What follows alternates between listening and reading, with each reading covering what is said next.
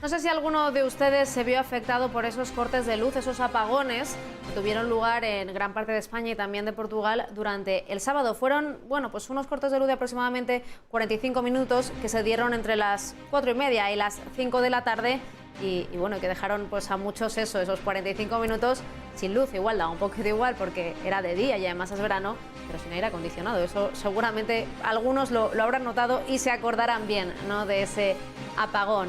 Al parecer esa avería se produjo en una línea, ahí lo tenemos, ese fue el tuit que compartió Red Eléctrica, un incidente con un hidroavión que ha generado un problema en la red francesa de muy alta tensión, provocando la desconexión temporal de la península del resto de Europa. Claro, a muchos esto les suena chino. ¿Por qué un problema que ha habido en una red francesa está afectando a la península ibérica? Bueno, pues lo vamos a resolver hoy, nos lo va a explicar o a tratar de explicar, a ver si lo entendemos bien, Miguel Ángel García, secretario general del Comité Científico Asesor de Radiofrecuencia y Salud. ¿Qué tal? Buenos días, Miguel Ángel. Hola, buenos días, encantado de saludaros. Igualmente. Bueno, decíamos que, claro, muchos...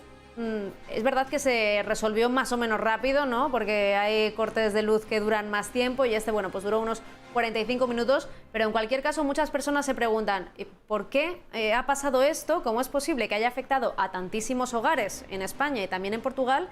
Y sobre todo, ¿cómo puede ser que algo que ha sucedido en un país vecino nos afecte a nosotros? Entonces, a ver si nos puedes dar una explicación así un poco asequible para que lo entendamos todos. Vale, muy bien, vamos a intentarlo. Mira, el principal problema del sistema de generación eléctrica es el almacenamiento. Si nosotros tenemos capacidad de almacenar pequeñas cantidades de energía eléctrica, por ejemplo en unas pilas, en unas baterías de coche o en sistemas un poquito más grandes para mantener pues a lo mejor una casa durante un apagón de unas horas, pero no tenemos la capacidad de almacenar los millones de megavatios que se consumen, pues por ejemplo con el sistema ferroviario, en los trenes, en las empresas, en las casas. Entonces hay que adaptar el sistema de generación de energía al sistema de consumo, intentar que vayan igual.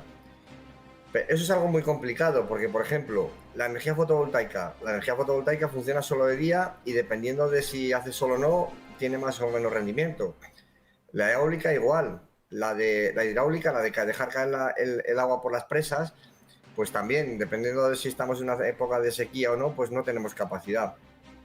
Las dos fuentes más fiables, más seguras que hay en ese sentido son la térmica, es decir, bueno, tú tienes una central donde tú quemas carbón y según la energía que necesites quemas más carbón y produces más electricidad, y la nuclear.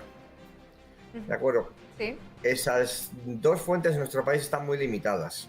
La térmica por un tema ecológico, por la huella de carbono, por la transición ecológica, y la nuclear por una decisión política de que la nuclear se sabe que en principio es una energía limpia, pero en caso de accidente pues ya yo creo que todos sabemos lo que ha pasado. Entonces, ¿cómo se intenta paliar ese problema de dependencia? Pues conectando grandes áreas, es decir, de manera que aunque en una zona sea la energía que se produce en una zona se pueda utilizar en otra, de manera que haya una interconexión total, de manera que no haga falta que tú tengas que consumir lo que se produce en tu zona, sino a nivel global. La península está completamente conectada, España y Portugal, pero además hace poco nos conectamos con Francia a través de unos túneles que hay, unos en la zona del País Vasco y otros en la zona de la Jonquera. Y eso para nosotros es muy importante, ¿por qué? Porque a diferencia de en este país, en Francia hay una red muy importante de energía nuclear.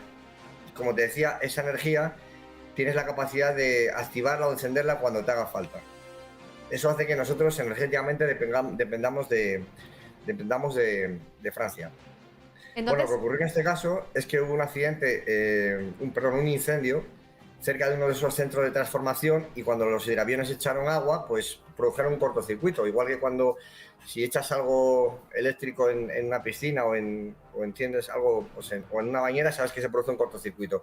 Pues eso pasó, que cuando el hidroavión estuvo echando el agua, produjo un cortocircuito dentro de ese centro de transformación. Hizo que eso automáticamente se parara y la generación de energía de esa zona bajara un montón. Entonces, como medida de seguridad, razonable en cierto modo, cuando se nota que hay una bajada de la capacidad de producción de un país, lo primero que hace es cortar el suministro a los vecinos. Y eso fue lo que pasó. Que se cortó, se redujo el suministro que nos viene de Francia y por lo tanto eso es lo que produjo el apagón. No sé si se ha entendido bien. Se ha entendido perfectamente, Miguel Ángel. Claro, digo, en este caso no fue una avería como tal, entonces fue que, bueno, por precaución, ¿no? Decidieron, pues, viendo que podían quedarse ellos también sin energía, pues cortar ese flujo, ¿no? que nos llegaba a nosotros. Pero claro, yo me pregunto, en caso de una avería real, una avería gorda que pudiera pasar por lo que fuera, ¿qué tiempos de respuesta tienen? ¿Cómo se solventa? Porque claro, es que a mí lo que me parece impresionante, ¿no? Es que lo que ha sucedido con un hidroavión pueda, o con una toma de, bueno, de energía o unos cables de alta tensión, puede afectar a un territorio tan amplio, ¿no? Entonces, si esto hubiera sido una avería un poco más gorda, ¿cuánto tiempo podríamos haber estado nosotros sin luz? Claro, ¿cuáles son los tiempos, ¿no? que se gestionan ahí para resolver esas averías? Claro, bueno, o sea, en realidad sí que hubo una avería porque el cortocircuito produjo que creo que era una producción de 100 megavatios cayera. Ahora, como dices tú, es el tema, a ver, la globalización es lo que tiene, que te permite consumir recursos y tener acceso a todo tipo de bienes y servicios de otros centros, pero también te hace dependiente de ellos. Y efectivamente, pues en este caso fue un hidroavión, fue en la zona sur, y lo primero que cortan es digamos, el flujo de energía que tiraba hacia el sur. Miguel Ángel, la globalización es lo que tiene la globalización. Nos da más cosas, pero nos hace más dependientes. Y para no, porque me comentabas, ¿no? Que, bueno, nos comentabas a todos que en Francia tienen más energía nuclear. Sí. ¿Es lo que nos hace falta a lo mejor en la península ibérica para evitar ser dependientes de otros países? Digo lo que nos hace falta, lo pongo muy entrecomillado, no es una opinión que yo tenga ni me voy a pronunciar al respecto, porque sabemos, como bien has apuntado también, que mucha gente, bueno, pues no se siente seguro, ¿no? Con esas centrales nucleares por las catástrofes terribles que pueden suponer en caso de haber ahí un accidente o similar.